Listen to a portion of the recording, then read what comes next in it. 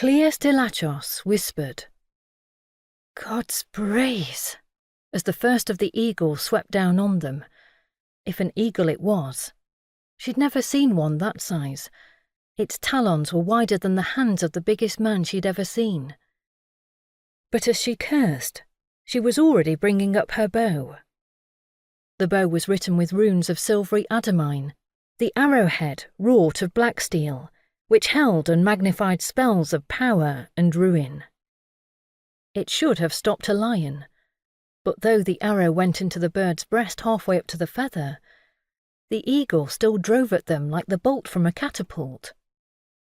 Clea barely had time to shove the bow into the hands of the shepherd who had guided her thus far, and yank her sword free, cutting at the eagle.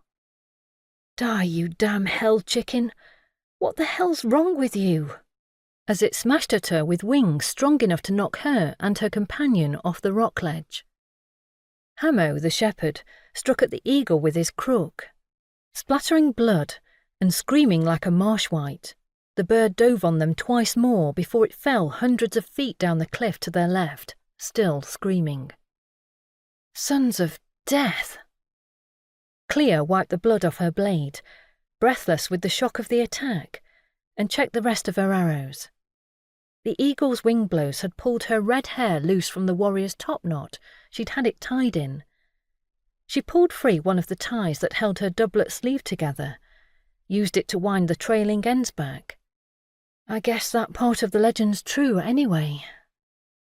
Hamo, panting, raised his eyes from staring down the cliff. The trail was barely a foot wide here, a sort of crack in the grey-black stone. Clouds of sand and dust still drifted down into space.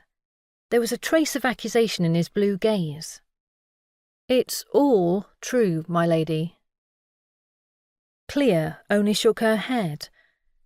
It would be useful if it were, of course, considering what was at stake. But part of her hoped that it was not.